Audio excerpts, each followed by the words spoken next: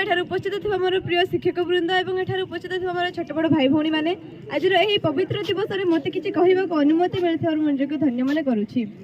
पराधीनता श्रृंखल स्वाधीनतार मुक्त खास को उड़ी जाए समस्ते व्याकुलित हुए आपणार स्वार्थ त्याग स्वतंत्र को कहीं केवे अन्य पाखरे बलि देवाक चाहती ना तेणु स्वाधीनता को आपणार करने को समस्ते प्राणपणे उद्यम करती।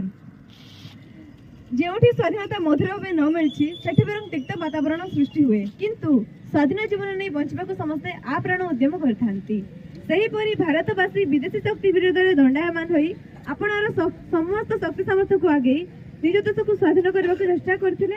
परवर्ती पर्याय 1947 अगस्ट 15 तारिख दिन पराधीन फांसर मुक्त होइथिले।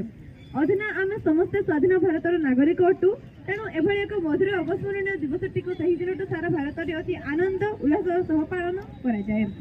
विदेशी मन मुखी जर्जरित भारतवासी प्रति मुहूर्त एक स्वतंत्र मुक्त जीवन नहीं बंचा चाहूले।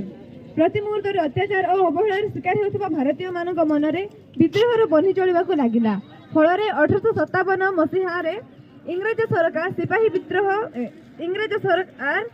विद्रोह दल आंदोलन कले। फल भारतीय मान मनरे स्वाधीनता आशा झलसी उठिला। एतिकी कही मोर वक्तव्य शेष करुच्ची। जय हिंद, जय भारत, धन्यवाद।